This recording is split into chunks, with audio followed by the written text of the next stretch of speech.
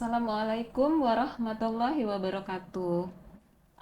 Puji dan syukur kami panjatkan kehadirat Allah Subhanahu wa Ta'ala, yang mana pada saat ini kita dapat berkumpul dalam acara Health Talk antara Rumah Sakit Jantung Bina Waluya dengan Nayaka Era Husada dengan topik kelainan darah. Nah, silakan Dokter Dewi untuk memaparkan materinya, Dok. Baik, Dok, ini kalau ada pertanyaan bisa langsung atau nunggu selesai, Dok? sepertinya lebih enak setelah slide semuanya Setelah saya slide, baik. jelaskan. Nanti terserah mungkin dari semua peserta ada yang mau bertanya, silahkan, nggak apa-apa. Ada yang sharing mungkin pernah ketemu kasusnya juga, ya nggak apa-apa. Lebih baik kita selesaikan dulu, nanti baru sharing-sharing. Ataupun mungkin sharing kasus yang lain yang masih berkaitan dengan penyakit dalam, silahkan, monggo, nggak apa-apa. Baik. Ya, bila ada pertanyaan nanti setelah selesai slide-nya ya. Ya. Silakan Dokter Dewi. Baik, terima kasih. Assalamualaikum warahmatullahi wabarakatuh. Kali ini saya diberikan kesempatan untuk membawakan suatu topik yang mungkin para peserta semuanya sudah pada tahu atau pernah mendengar atau bahkan pernah menjumpai, yaitu suatu topik tentang kelainan darah. Ya. Adapun kelainan darah atau bahasa kerennya blood disorder adalah suatu gangguan pada salah satu atau beberapa bagian darah sehingga mempengaruhi jumlah dan fungsinya. Jadi harus ada dua item, yaitu mempengaruhi jumlah dan fungsinya. Misalnya kalau seandainya jumlahnya normal tetapi fungsinya yang tidak bagus, itu juga mengakibatkan kelainan. Begitu juga sebaliknya, kalau jumlahnya tidak normal, misalnya ada yang kurang atau kelebihan tetapi fungsinya bagus, itu juga akan mengakibatkan kelainan. Dan kondisi ini biasanya kita jumpai bersifat akut, yang artinya baru diketahui, atau kronis. Kronis artinya kemungkinan sesuatu ini sudah terjadi sejak lama tetapi baru kita sadari. Nah, sebelumnya kita harus mengetahui dulu komponen dari darah yang beredar dalam pembuluh darah tubuh kita. Darah itu mengandung zat cair dan zat padat, di mana lebih dari setengah bagian darah itu bersifat cair atau merupakan zat cair yang disebut dengan plasma darah. Sedangkan bagian padatannya itu merupakan sel-sel darah yang terdiri diantaranya adalah sel darah merah yang sering kita kenal dengan nama eritrosit, sel darah putih yang sering kita kenal dengan nama leukosit, dan sel keping darah itu kita sering kenal dengan nama trombosit. Adapun fungsi masing-masing komponen darah adalah sel darah merah berfungsi untuk mengangkut oksigen ke jaringan tubuh. Sel darah putih berfungsi untuk melawan infeksi. Trombosit itu berfungsi untuk membantu proses penggumpalan darah atau pembekuan darah. Plasma darah berfungsi untuk memproduksi antibodi di dalam tubuh. Ketika kita sudah tahu fungsi-fungsi masing-masing komponen darah, maka kita udah kebayang kalau seandainya terjadi gangguan pada masing-masing komponen tersebut. Misalnya, apabila terjadinya gangguan pada komponen sel darah merah, maka akan terjadi gangguan pula dalam perfusi oksigen ke jaringan tubuh. Dan apabila terjadi gangguan pada komponen sel darah putih, maka akan terjadi gangguan juga dalam pertahanan melawan infeksi. Begitu juga apabila terjadi gangguan pada trombosit, maka akan terjadi gangguan juga pada proses penggumpalan ataupun pembekuan darah. Begitu juga pada plasma darah, apabila terjadi gangguan maka produksi antibodinya pun di dalam tubuh untuk melawan infeksi akan mengalami gangguan. Nah, lalu bagaimana dengan kelainan darah? Jadi penyakit kelainan darah itu tergantung pada bagian darah yang terganggu, apakah satu komponen atau seluruhnya, dan penyakit dasar yang mendasarinya. Kemudian kita akan bahas masing-masing komponen terlebih dahulu. Yang mana? Yang pertama, kelainan darah pada sel darah merah. Adapun yang paling sering kita dengar yaitu anemia. Anemia mungkin sudah sangat akrab sekali di telinga kita, jadi semua pun juga sudah mengetahui bahwa definisi anemia adalah di mana kurangnya sel darah merah yang bisa diakibatkan oleh adanya perdarahan atau perdarahan yang sedang terjadi dan berlangsung, atau bisa juga disebabkan oleh vitamin, misalnya kekurangan vitamin B12, kekurangan asam folat, kekurangan zat besi, itu bisa menyebabkan anemia. Dan apabila kadar sel darah merah atau Hb-nya itu sangat rendah, maka akan biasanya terjadi keluhan seperti cepat lelah, lemas, letih, lesu, bahkan sampai sesak nafas. Kemudian berlanjut pada anemia aplastik. Anemia aplastik. Anemia aplastik itu sebenarnya tampilan klinis pada pasien dengan anemia aplastik itu sama, jadi memang kekurangan sel darah merah, tetapi di sini lebih spesifik pada sumsum tulang, di mana sumsum tulang sebagai kita bilang pabriknya sel darah itu tidak mampu untuk memproduksi sel-sel darah dalam jumlah yang normal. Begitu juga tidak mampu memproduksi sel darah merah sehingga akan menyebabkan kekurangan darah dan tampilannya adalah gejala-gejala anemia. Penyebab dari anemia aplastik ini memang belum diketahui dengan pasti, tetapi dicurigai oleh karena virus, bisa kemudian oleh karena radiasi, oleh karena zat kimia, oleh karena obat-obatan kemoterapi, oleh karena autoimun juga bisa, kemudian kehamilan pun kadang-kadang bisa menyebabkan anemia aplastik. Kemudian yang selanjutnya adalah anemia autoimun hemolitik. Nah, kalau kita sudah mendengar kata autoimun, pasti pikiran kita sudah langsung kepada sistem kekebalan tubuh. Jadi, sistem kekebalan tubuh ini pada orang autoimun tidak bisa membedakan yang mana lawan, yang mana kawan. Di mana anemia autoimun hemolitik yaitu anemia yang dimana disebabkan oleh sistem pertahanan tubuh kita atau sistem imun kita merusak sel darah merah sendiri sehingga menyebabkan kekurangan sel darah yang kemudian berakibat anemia. Selanjutnya adalah anemia sel sabit. Anemia sel sabit ini adalah anemia yang memang penyakit yang disebabkan oleh herediter atau keturunan. Jadi diwarisi oleh ayah atau ibu yang memiliki anemia sel sabit. Tandanya adalah bentukan dari sel darah merah ini berbeda dengan bentukan normal. Mungkin kalau dilihat di slide, backgroundnya dari sel darah merah itu berupa kepingan-kepingan bulat yang pipih.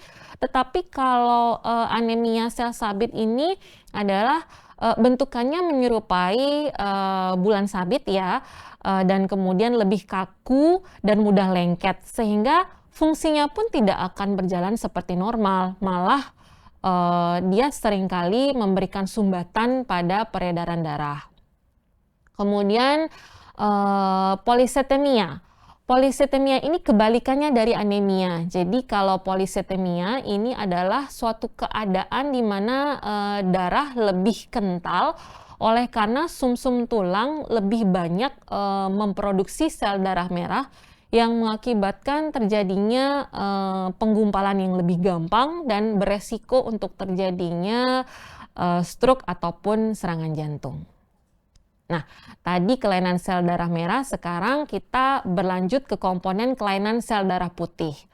Mungkin sahabat semuanya sudah sering dengar yang namanya leukemia.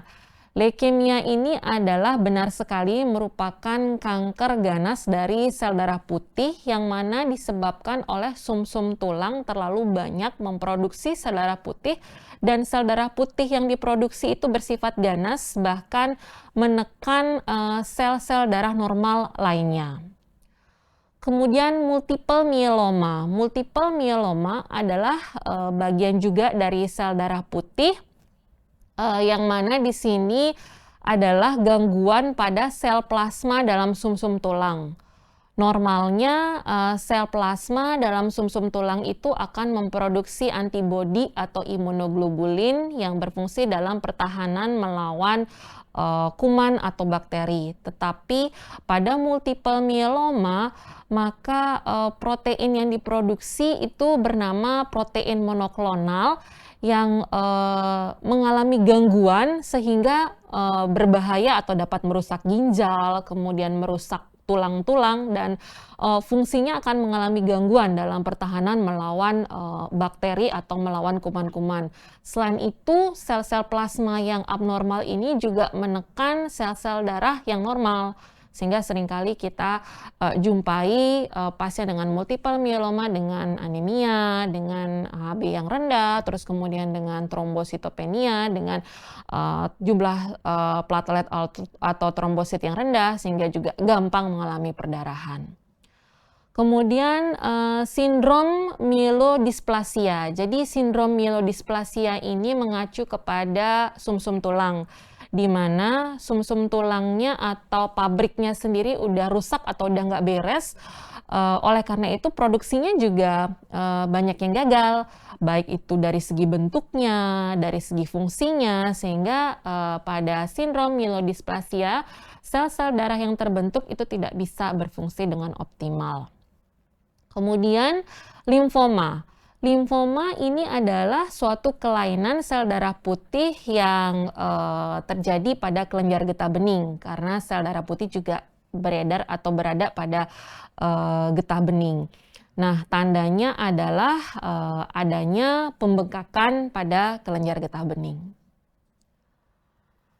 Selanjutnya adalah kelainan pada trombosit dan proses pembekuan darah.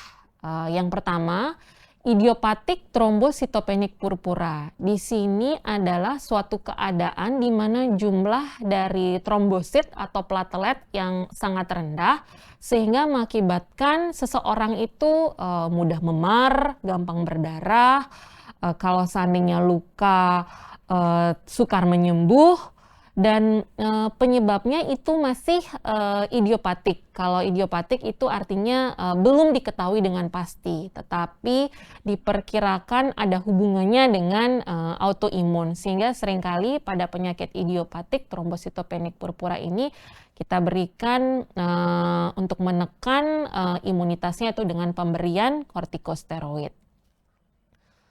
Kemudian penyakit von Willebrand. Penyakit von Willebrand ini adalah penyakit yang disebabkan karena kekurangan protein von Willebrand. Jadi von Willebrand ini adalah suatu protein yang berfungsi dalam proses pembekuan darah. Walaupun jumlah trombositnya normal, tetapi bila jumlah proteinnya itu tidak normal atau fungsinya yang tidak normal, maka proses pembekuan darah juga akan mengalami gangguan. Hemofilia juga merupakan suatu penyakit dengan gangguan protein pada pembekuan darah. Biasanya itu terjadi pada faktor 8 dan faktor 9. Hemofilia ini biasanya merupakan penyakit keturunan, jadi diturunkan oleh ayah atau ibu. Dan kemudian esensial trombositemia. Esensial trombositemia ini adalah kebalikan dari trombositopenik. Jadi di suatu keadaan di mana jumlah trombosit yang berlebih oleh karena produksi dari sumsum tulang yang berlebih. Dan tentu saja hal ini beresiko untuk terjadi hiperkoagulasi yang mengakibatkan resiko terjadinya stroke atau serangan jantung.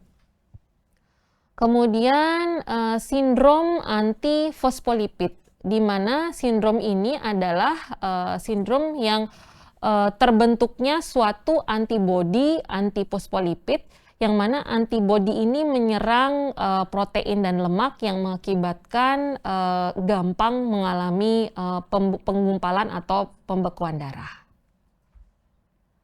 Nah, kemudian apa sih gejala-gejala yang menandakan seseorang dengan kelainan darah? Gejala-gejala yang muncul itu tentunya akan berbeda-beda tergantung pada penyebab yang mendasarinya. Apabila kelainan darah akibat sel darah merah, maka gejalanya pun akan berbeda.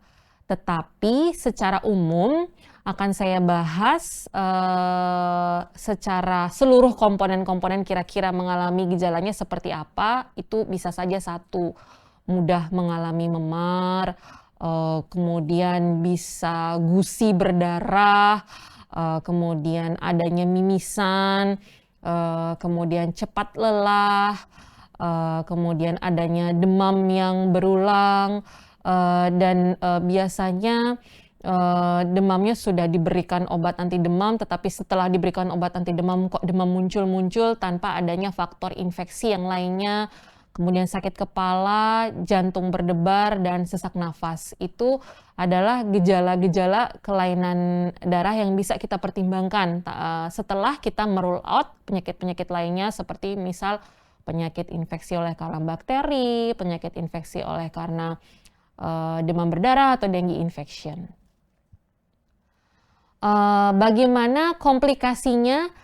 Jadi komplikasi dari penyakit kelainan darah ini memang sesuai dengan komponen-komponen yang terkena, tapi secara garis besarnya apabila anemia yang terjadi berkepanjangan maka akan beresiko menyebabkan pembesaran jantung atau gagal jantung. Ini disebabkan karena kan sudah kita bahas sebelumnya bahwa sel darah merah ini terutama berfungsi untuk mengangkut oksigen ke seluruh tubuh. Jadi kalau seandainya kadarnya itu kurang, maka ini akan membuat jantung bebannya lebih besar sehingga bekerja lebih ekstra. Nah, kalau hal ini terus-menerus dibiarkan berlama-lama, maka akan mengakibatkan pembesaran pada jantung atau bisa berakhir dengan gagal jantung.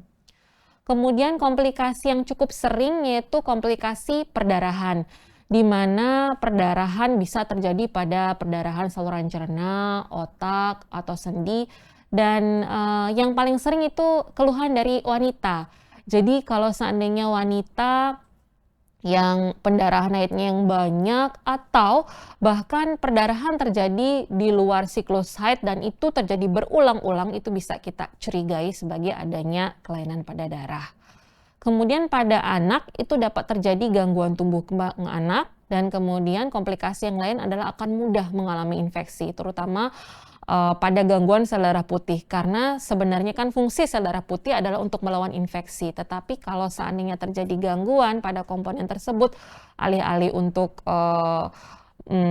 perlawanan terhadap infeksi, tetapi ternyata ini akan memudahkan untuk mengalami infeksi. Kemudian pada gangguan pembekuan darah itu akan beresiko mengalami pembekuan darah di pembuluh darah dan akan meningkatkan resiko stroke ataupun serangan jantung. Nah, kapan harus ke dokter?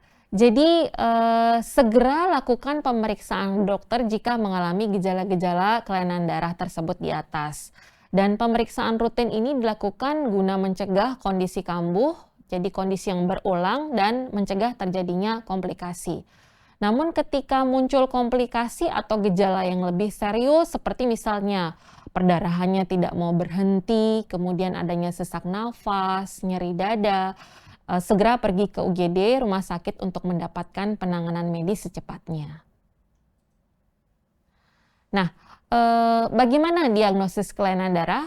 Pada umumnya dalam mendiagnosis suatu penyakit alurnya pasti sama oleh semua dokter. Jadi yang pertama adalah dokter akan mengawali diagnosis dengan menanyakan, dengan menganamnesis, dengan menginterview gejala-gejala apa yang selama ini muncul, kemudian riwayat kesehatan sebelumnya, riwayat sakit sebelumnya pada pasien, ataukah ada keluhan yang serupa pada keluarga, riwayat penyakit pada keluarga.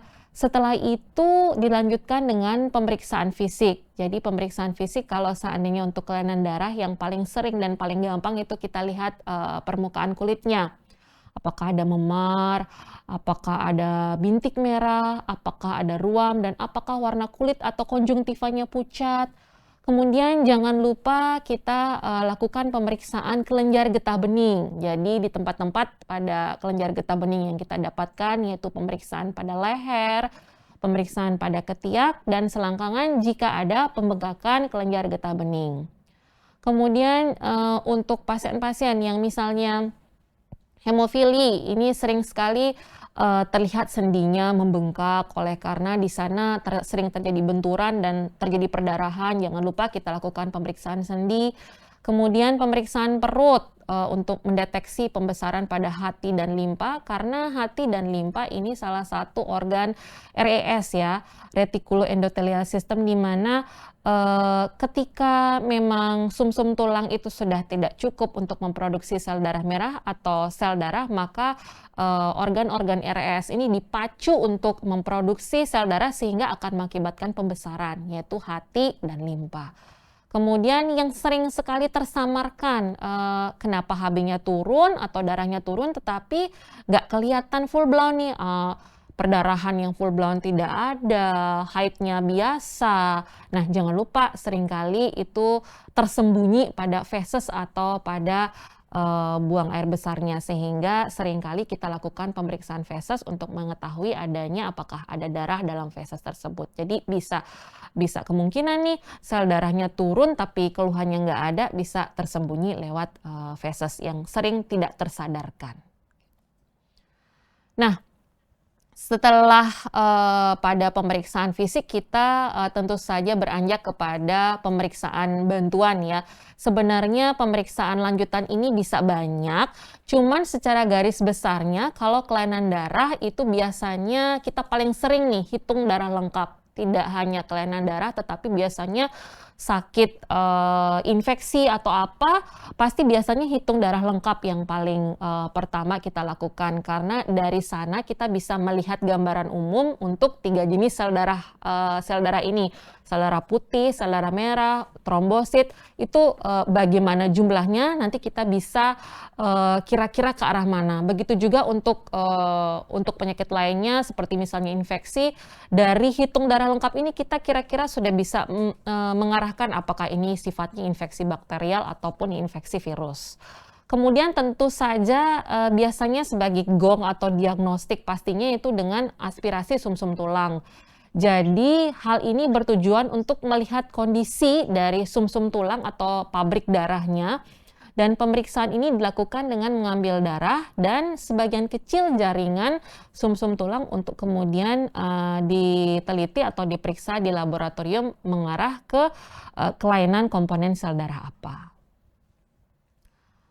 Nah, untuk pengobatan sama ya, disesuaikan pengobatan, disesuaikan kelainan darah, disesuaikan dengan penyebabnya. Misalnya, transfusi darah bila memang pasien mengalami anemi dan bila mengalami kekurangan pada salah satu atau seluruh komponen darah. Transfusi trombosit juga bisa dilakukan apabila memang trombositnya turun dan cenderung terjadi perdarahan. Kemudian kemoterapi biasanya pada pasien-pasien yang menderita kanker seperti leukemia dan limfoma. Kemudian pemberian kortikosteroid atau imunosupresan pada pasien kelainan darah akibat penyakit autoimun, dan pemberian suplemen zat besi, vitamin B12 atau asam folat untuk pasien anemia yang memang diakibatkan oleh defisiensi vitamin dan mineral ini. Dan untuk pencegahan memang dikelompokkan menjadi 3, yaitu yang pertama tentu saja mengkonsumsi makanan bergizi lengkap seimbang, dan yang kedua mengenakan alat pelindung diri bila bekerja di lingkungan yang terpapar, yang beresiko terpapar zat kimia dan radiasi. Serta jangan lupa, karena kadang-kadang kelainan darah ini seringkali tidak tersadarkan, tiba-tiba jatuh pingsan, ternyata HB-nya rendah, ternyata kemudian memar-memar, ternyata trombositnya yang rendah. Jadi lakukanlah pemeriksaan kesehatan medical check up secara rutin. Dan yang terakhir, slide yang terakhir yaitu tentang kesimpulan.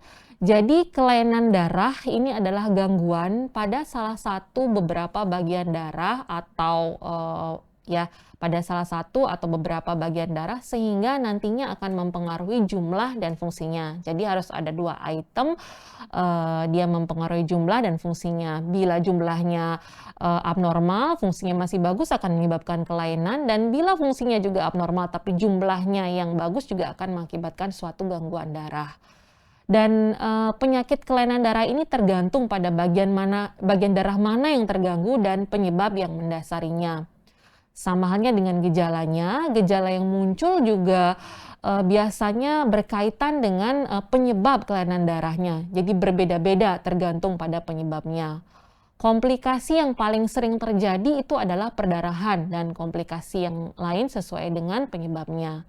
Dan segera ke dokter bila memang menjumpai gejala-gejala yang mengarah ke kelainan darah. Dan seperti biasa, dokter akan melakukan tahapan-tahapan yang sama untuk mendiagnosis penyakit, yaitu mencari informasi, pemeriksaan fisik, pemeriksaan penunjang laboratorium, dan dalam penegakan diagnosis. Pengobatan itu disesuaikan dengan penyebabnya. Dan pencegahan dilakukan dengan mengkonsumsi makanan yang sehat, gizi seimbang, kemudian menggunakan alat pelindung diri terutama dalam pekerjaan yang beresiko, serta rutin melakukan medical check up. Baik, demikian presentasi saya. Baik. Ya, kita berikan aplaus dulu ya untuk Dr. Dewi. Terima kasih. Terima kasih Dr. Dewi. Semoga bermanfaat. Terima kasih. Semoga dengan Health Talk ini bisa lebih mempererat kerjasama antara Rumah Sakit Jantung Bina Waluya dan Nayaka Era Husada. Untuk Bina Waluya, terima kasih. Selamat siang. Assalamualaikum warahmatullahi wabarakatuh. Terima kasih. Selamat siang.